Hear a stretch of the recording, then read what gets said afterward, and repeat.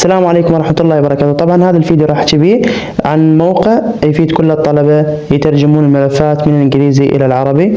حاول انت تشاهد هذا الفيديو، راح الخطوات اسويها قدامك حتى تتعلم شلون تترجم، شلون تطبق هذا الموقع. وهذا الموقع راح اخلي الرابط مالته على قناة التليجرام انزله، وكذلك راح اخلي رابط بالمات الانستا هم راح اخلي نزل الرابط وان شاء الله يفيدكم. راح نبدي بشرح هذا الرابط.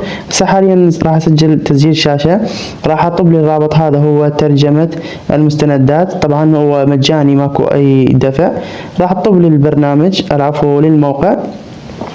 يعني بعد ما اطب لي الموقع راح يجي يطلع بهالشكل هذا. شوفوا هذا الشكل راح يطلع بيه. تيجي على سحب ملفك وتنزيل، من تحميل يطلع لك تحميل الملف. تيجي على التنزيلات راح يطلع لك هنا تنزيلات او الوسائط، اما يقول لك تنزيلات او وسائط حسب كل جهاز ايش راح يطلع يمك. راح تيجي تضغط على التنزيلات. عندك انت قائمة راح تطلع، يعني لانه دائما كل ما اترجم تطلع لي قائمة التليجرام. شوفوا انتم هنا راح تطبون على التنزيلات، من التنزيلات تختار قائمة التليجرام. تمام، انت اذا تحفظ من التليجرام. نجي مثلا انا حافظ هذا المحاضرة الثالثة مال تصوير، راح اجي ادخل هذه المحاضرة انجليزي هي اصلا، يعني راح تحولها من الانجليزي الى العربي. حاليا شوية الانترنت عندي ضعيف، اما اذا كان عندكم انترنت قوي راح بسرعة تترجم الملف وينطيك اياه. بس هسه حاليا راح اوقف الفيديو لما يكمل الترجمة، لانه انا عندي الانترنت ضعيف، ونكمل باقي الخطوات. نكمل باقي الخطوات. هسه شوفوا حاليا راح يحول الترجمة. تيجي هنا شوفوا هسه اني رفعت الملف هنا فوق، راح تنزل شوية هنا. خاف ما عندك الترجمة لازم تتأكد من هي الانجليزي مختار من الجهة على اليمين، وجهة اليسار مختار عربي. بعد ما اختاريت راح تضغط على كلمة ترجمة.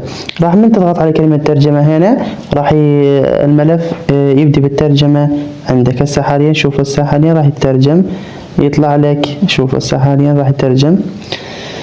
هذه ترجمة 575 كلمة من أصل 583 كلمة. راح تيجي وين عندك الملف، راح يطلع لك قم بتنزيل الملف. سيطلع حاليا بس يكمل الترجمة.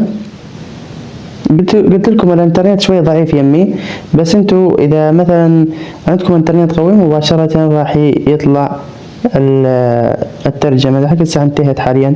شوفوا هنا مكتوب قم بتنزيل المستند المترجم. تضغط على هذه الكلمة قم بتنزيل الملف المستند، هو من حاله راح يطلع يحمل لك. هاي شوف التنزيل، هاي شوف هسه حول لك هذا كان عربي انجليزي، هذا كله صار عربي. هسه اشوفكم الملف الانجليزي، هذا هو الملف العربي. ونروح نشوف الملف الانجليزي حتى تتأكدون بعد اكثر. ونطب لكم على المستندات. نجي على المستندات والمحاضرة اللي ترجمتها هاي. شوفوا العفو لا مو هاي، هاي المحاضرة رقم 1. هاي شوفوا هاي هي كانت انجليزي، وهاي المحاضرة اللي احنا ترجمناها بالبداية هذه هي صارت عربي. فإن شاء الله الفائدة لكل الطلبة، وحاولوا تنشرون هذا الفيديو الباقي الطلبة إذا ما حد يشوفه. وجزاكم الله خير، والسلام عليكم ورحمة الله وبركاته.